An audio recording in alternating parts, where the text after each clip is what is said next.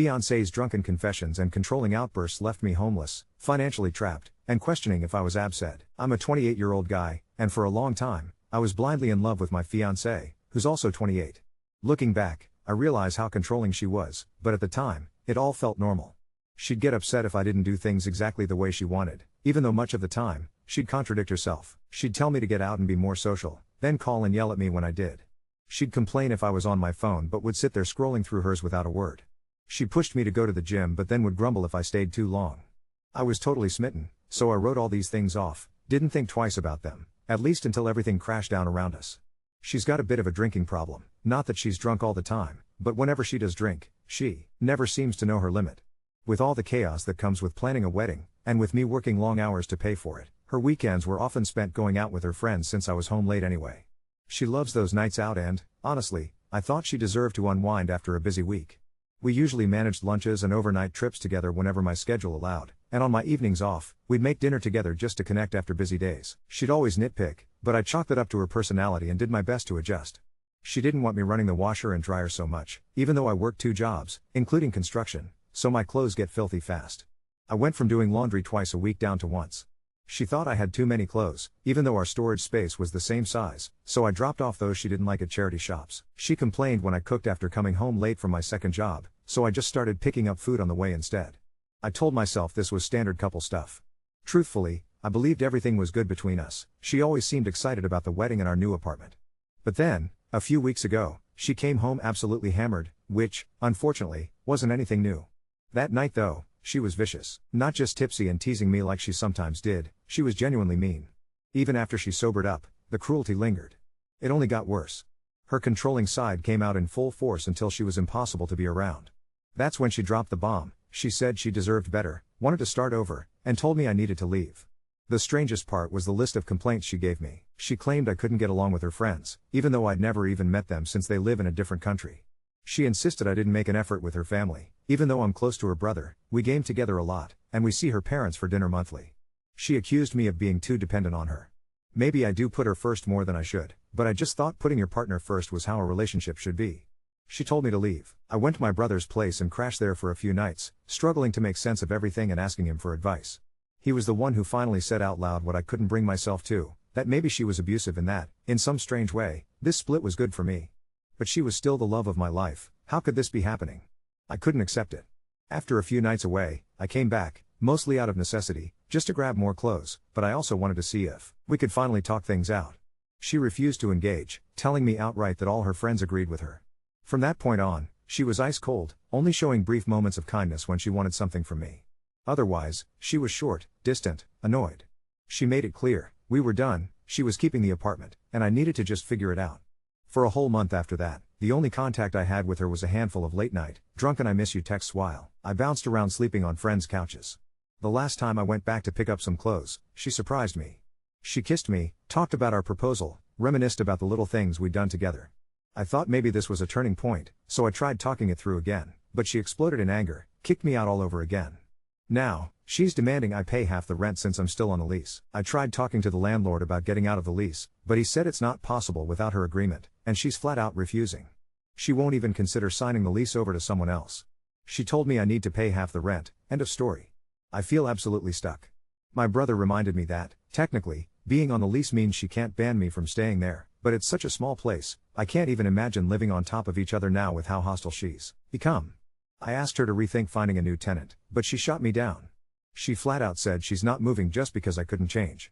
My brother thinks I could make a case for abuse to get out of the lease, but I just can't bring myself to do that to her. Yes, she can be unbelievably cruel, but I keep telling myself she's a good person under it all, and 6 years together means something.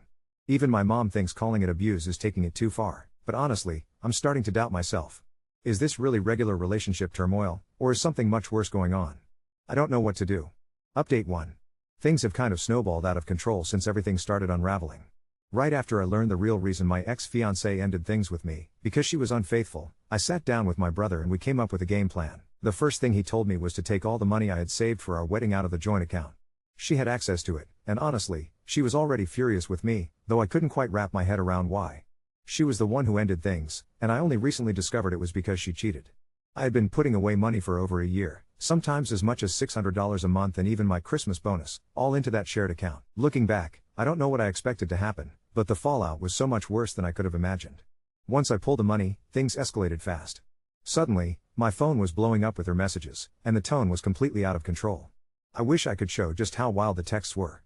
The bottom line was, she was furious that I emptied the account, leaving only the small amount she had added herself. She'd only put in a couple of thousand because, early on, she declared I should pay for most of the wedding. It stings now how easily I agreed to that. She argued that all my money belonged in the account, that I needed to use it to pay my share of the rent, and accused me of stealing from her. She kept calling me a thief, even after I sent screenshots showing exactly how much I'd contributed and that I only took out what I put in. None of that seemed to matter to her. She just got angrier, especially since I refused to see her in person or answer calls. I wanted everything in writing, where I'd have proof. Things got even messier when her dad called me, telling me to do the right thing. Which, of course, meant handing over all the money I'd saved, because apparently it was for her anyways. When I stood my ground, she started harassing my mother, calling her over and over, sometimes starting at 9 p.m. and not stopping until 1 a.m. My mom has had health issues since my dad died in June, so my sister's been staying with her. The calls started to take their toll.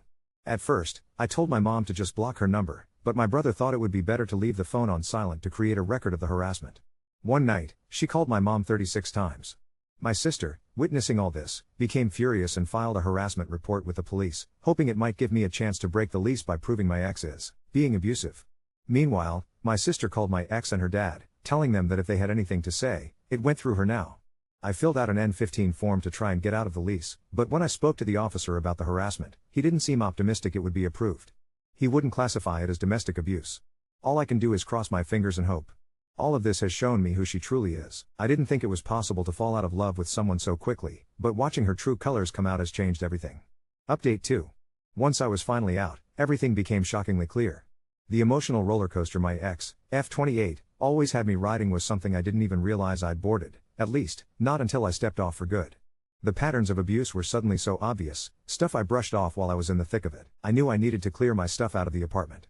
Originally, I was going to take my brother, M34, with me, but after countless calls, sometimes 20 in a single night on weekends, to my mother, my ex would slip in physical threats.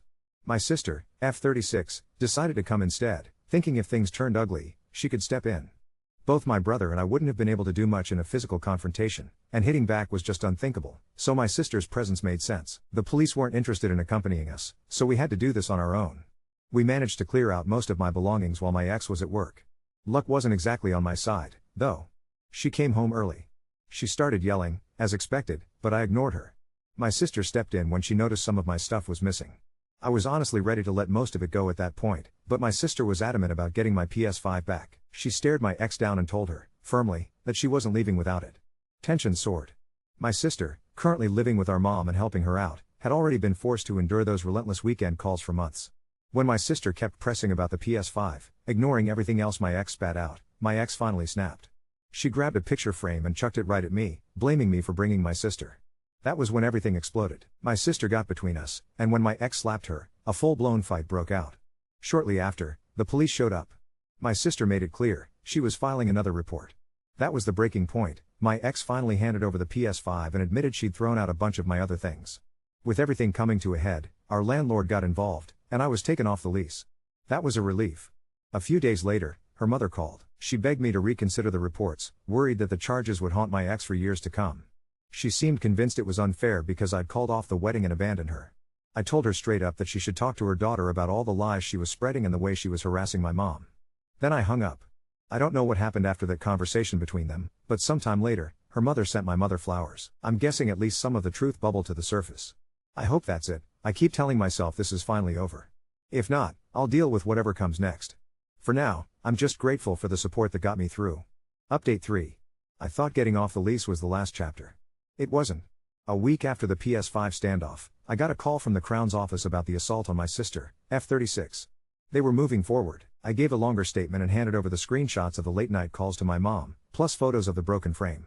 2 days later, we were in a small courtroom. My ex, F28, showed up with her dad and tried to say we'd both misunderstood her, but the officer who attended that night had notes, and my sister had a mark on her cheek in the photos.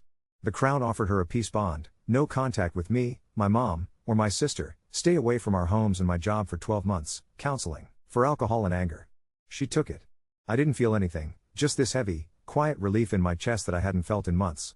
The relief lasted exactly 4 days. I came home from the sublet I'm in now and found a small brown bag propped against the door. Inside was the ring.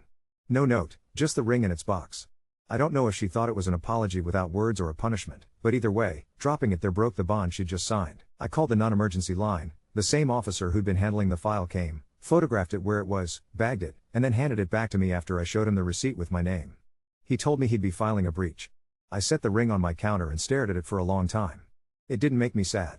It felt like getting my name back. That same afternoon, the venue coordinator emailed me about final details.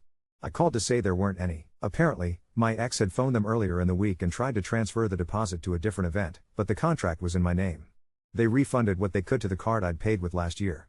I used part of it to cover the last month I'd spent bouncing between couches, and for the first night in a while, I slept through until my alarm. I thought the ring and the venue were going to be the end of the logistics, but the guy she cheated with, M31, reached out. He found my email somehow and sent me a long apology. He said she told him we were already done in the spring, that I was controlling and stalking her, and he believed it until the cops showed up at her place the night of the fight and he realized something was off. He sent screenshots I didn't ask for. In them, she bragged about making me pay twice for rent and the wedding, and wrote that throwing my stuff out was the price for lying. It made me feel sick, then weirdly calm. I filed a small claim the next day for the things she admitted to tossing. I didn't want more court, but I wanted a record with numbers beside her actions. Settlement was set over video. She dialed in late, camera off, then spent 5 minutes calling me a thief and my sister a bully, and the mediator muted her. I had the receipts, the screenshots, the invoice for the PS5 she'd held onto, and the texts where she told me she'd dumped my clothes and dishes because I couldn't change. When the mediator unmuted her and asked if she wanted to keep talking, she hung up. The registrar emailed a default judgment to me the next morning. It wasn't a victory lap. It was a number I could close a folder on. The breach on the peace bond turned into something real the next weekend. I was at work late, and when I walked out to the lot, there was a folded paper tucked under my wiper with "Please just talk to me" in her handwriting. The camera over the loading bay caught her pull in, "Get out, and leave it." I sent the footage to the officer. They picked her up. Her mother called my mother again, but this time she didn't beg. She said they were getting her into a program, and that she was sorry for believing her the first time. Then she cried. My mom put her on speaker and said, "I accept your apology," and hung up. That was the whole call. It felt like a door closing without a slam. I took the ring to the jeweler where I'd bought it and asked if they did buybacks. The guy remembered me, which was a strange kick to the stomach. He inspected it under a loupe and offered me less than half of what I'd paid. I didn't even try to negotiate. I took the cash and went straight to the bank. Walking back to the sublet with my pockets empty and my hands free felt better than I expected. I set up the PS5 on a crate against the wall because I don't have a TV stand yet, and when the screen lit up, my friends list pinged. Her brother, M26, was online. He sent one line, "I'm sorry. We played a match and didn't talk about her." At the end, he said, "She's getting help. I'll stay out of your way." I told him I hoped she did. Then I turned it off, made dinner, and didn't reach for my phone once. Update 4. I thought the peace bond and the default judgment were going to be the last moving parts. 2 weeks after I sold the ring, a process server found me at work with a manila envelope. She'd filed for an emergency restraining order against me and a defamation claim, saying I'd ruined her job and public reputation. I stood in the hallway outside the courtroom with a plastic binder full of the same things I've been carrying for months now: screenshots, the bond, the breach reports, the emails from the venue, and tried not to let my hands shake. Her dad was there again. She showed up late, sunglasses on inside, and a woman I didn't recognize was doing the talking for her. The judge asked one question first: did she understand there was an existing no-contact order in place against her? Her lawyer said yes, but my client is afraid. The judge asked of what and since when, and the answers were dates that overlapped with the nights the officer already had on paper, the bag on my door, the note under my wiper. I didn't say anything. I didn't have to. Her application for an emergency order got dismissed in under 15 minutes. The defamation claim got punted to a conference call next month, but the judge looked over the filings and told her lawyer, very flatly, that police reports and court orders aren't defamation. On my way down the courthouse steps, my phone buzzed. The Small Claims Enforcement Office had processed the judgment. A notice of garnishment went to her employer, the same one I supposedly ruined. A week later, a check for $86.40 showed up in my mailbox, tiny, probably one pay period slice, but it was the first time money moved toward me instead of away. I used it to buy a second-hand TV stand so the PS5 didn't have to balance on a crate anymore. It felt stupidly adult to screw in 4 legs and call that progress. Then the jeweler called me out of nowhere. The guy who'd sold me the ring remembered my face, and now he had an email from an insurance investigator asking for documentation, because the ring had just been reported stolen. I brought in my receipt and the police card from the breach at my door. He took photocopies, shook his head, and said, "That's enough. The investigator phoned me the next morning. I told him when and how the ring came back to me. He thanked me and said, as gently as possible, that filing a false report can be charged. I don't know what came of it, but I opened my binder and slid one more page into the sleeve. Her brother, M26, texted me that week 2, which wasn't something I expected. He asked if I could meet him for 10 minutes. We sat on a park bench at lunch, both of us staring at the people walking dogs like we were watching a movie. He handed me a little cardboard box, my old letters from her tucked under a tangle of cables, a couple of photos from a camping trip I'd thought were gone, and a receipt with my name on it for a set of pots she'd told her mom I'd stolen. He said, "She's been sober 15 days, and then, I can't fix her." I told him he didn't have to.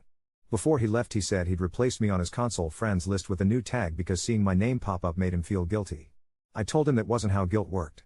We both laughed at nothing and went back to work. The last strange turn came from her employer. HR emailed me. It was short, they'd received the garnishment notice, and they were confirming a mailing address. At the bottom, it said she was on leave in a treatment program and that I could expect payments to be inconsistent for a while. It shouldn't have mattered, but that one sentence sat with me all afternoon. I went to the gym after work and lifted until my arms shook, trying to decide if treatment softened anything. It didn't. It just made things clearer. The mess wasn't mine to fix, and it never had been. Yesterday, there was a knock on my sublet door right before dinner. It wasn't her and it wasn't the police. It was a community justice coordinator, part of the program tied to the peace bond, asking if I was open to receiving a letter of accountability from her. I said yes, as long as it came through them and not my mailbox. An hour later, I was holding a single page with my name at the top and 4 paragraphs of her handwriting. It wasn't an apology. It was an inventory of what she did, in plain words, followed by 3 things she was doing now: meetings, counseling, no alcohol in the house. I read it twice. I didn't feel vindicated or angry. I put it in the binder with everything else and closed the cover, and the click of the rings felt like a lock turning. I signed a lease on a place of my own this morning. It's month to month, small, and the windows stick, but it has enough light to grow a plant and a quiet kitchen where I can cook without asking if someone minds the noise. The peace bond still stands. The defamation call is on the calendar. The default judgment is slowly paying out in shy little checks. It's not dramatic. It's not even satisfying in the story sense. But I sat on the bare floor tonight with a plate of pasta and my phone face down and realized I hadn't thought about her for 3 whole hours. That felt like the craziest thing of all. Update 5. The defamation call happened on a gray Tuesday at 9:15 a.m. I sat at my little kitchen table with my binder open and a mug I bought for $2 because it has a crack that looks like a lightning bolt. Her lawyer did most of the talking. The judge asked for one thing: what exactly I'd said, to whom, and when. There was a long pause where you could hear someone breathing through a headset. Her lawyer finally said statements to police, family, employer regarding garnishment. The judge looked down, looked back up, and said, very evenly, "Those are not defamatory." The application went away in less than 20 minutes. Costs got awarded. It wasn't a moment of triumph.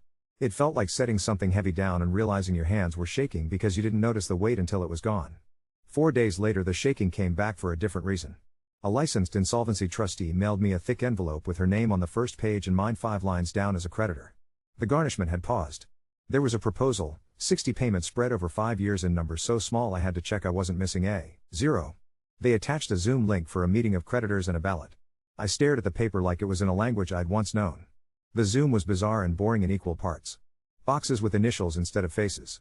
A woman from a bank, a man from a credit card company, someone from an insurance firm whose name I recognized from the investigator who'd called about the ring.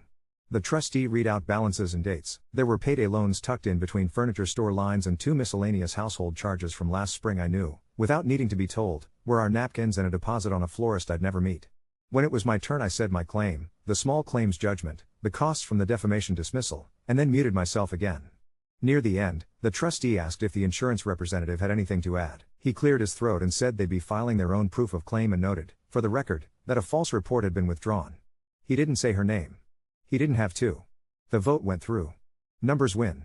I closed my laptop and washed the single plate in my sink and thought about how you can be completely done with someone and still have your signature next to theirs in a spreadsheet you didn't ask to be part of. The criminal side ticked on its own clock. The Crown's office called to tell me the breach on the peace bond was now part of a package with the original assault. The words pre-sentence report got used. I didn't have anything to add. I won't be notified of the exact day she stands in a small room and listens to conditions. I only found that out because her brother, M26, texted me a photo of the sky where he was standing and said, "It's today." He followed it with "She's still in treatment," and then, "I'm moving apartments." I asked if he had enough hands. He sent back a picture of a borrowed dolly and a pizza box and wrote, "I'm fine." We didn't talk about her.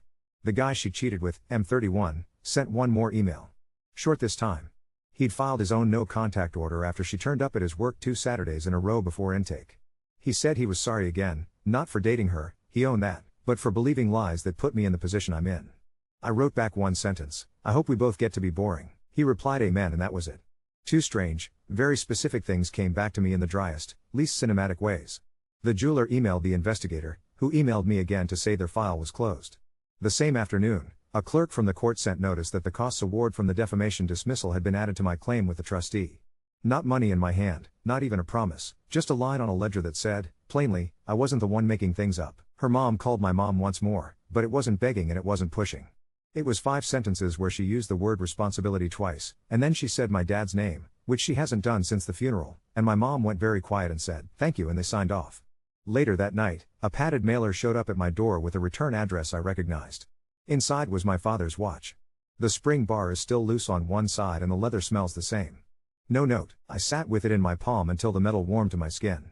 I took it to a watch place on my lunch break and the guy behind the counter replaced the spring in less than a minute, then wouldn't take my money. "Consider it a good luck fix," he said, and handed it back. I moved into the new place with 2 friends and 3 mismatched chairs. The windows stick like I thought they would. The plant on the sill is trying anyway, sending out a pale new leaf that curls at the tip like a question mark. I built a couch from a box that promised easy assembly and still took 2 hours, a screwdriver and a splinter. I installed a chain lock on the door because it made my hands feel steady. I put the binder on the top shelf of a closet I can reach without standing on a chair, just high enough that you have to want it to take it down. This morning, the trustee emailed a schedule, first payment posted. It was $23.11. The line underneath said payments may fluctuate. I took the $23.11 and bought a colander that doesn't bend if you look at it too hard and a pack of picture hooks. On my way back I saw a cast iron skillet in a thrift store window with a handle worn smooth. I bought that too and made eggs that didn't stick and sat with a plate on my lap and realized I had forgotten her birthday had passed until I was halfway through and didn't feel anything when I realized that absence is its own kind of loud. They offered me a restorative circle through the same program that sent the accountability letter. I said yes before I could talk myself into or out of it and then spent an entire week convinced I'd made a mistake. It wasn't dramatic. A room with 2 chairs and a third for the coordinator. Her seat stayed empty. She'd written 3 more paragraphs.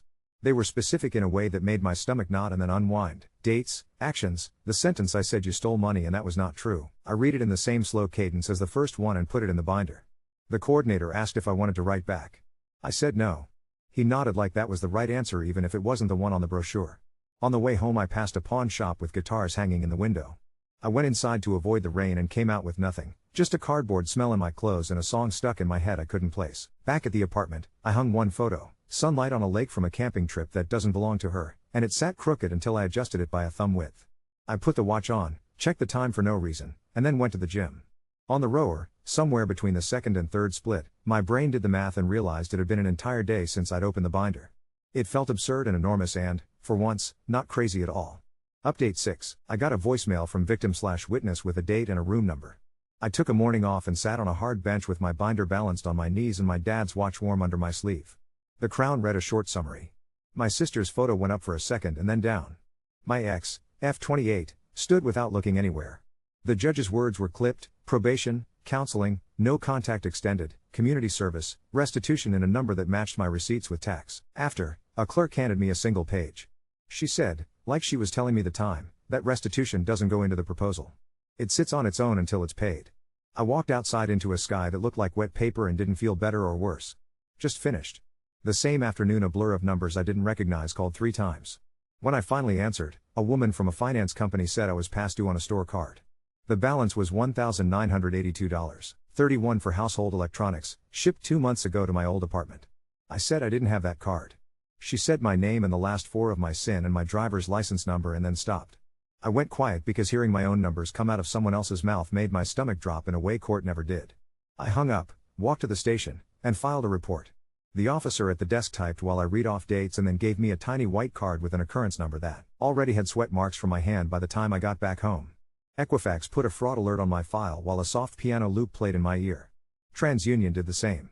The finance company emailed a redacted application with a photo of a license that had the exact same scratch across the top from when I dropped my wallet in the parking lot last winter. They closed the account and forwarded the report. A payday lender called 2 days later about an application that got flagged. Whoever tried had mixed up my middle initial. They sent me a copy of the attempt anyway because of the police number. I wrote the trustee to ask if any of this touched the proposal. He replied in one line, criminal, not civil, and separate. That sentence was the first breath I'd taken in hours. Her brother, M26, texted me a picture of a coffee and said he was on his lunch. I sent did she have a copy of my license. He wrote back she took a photo months ago when she was borrowing your car for the vet. Then I'm sorry. I stared at the word vet for a long time like maybe if I looked hard enough it would turn into something else. It didn't. On Thursday, an envelope slid under my door. There was a key inside and a receipt with my name and a storage unit address I didn't recognize. The return address was her father's office. I took a bus there after work with a tote bag and the key in my pocket like it was a small animal I was trying not to crush. The woman at the desk looked at the paper and said it had been paid on autopay for 6 months. The card was mine. I didn't say anything. Inside the unit were 4 boxes labeled with her handwriting, linens, kitchen, decor, and one with my initials and a dented corner.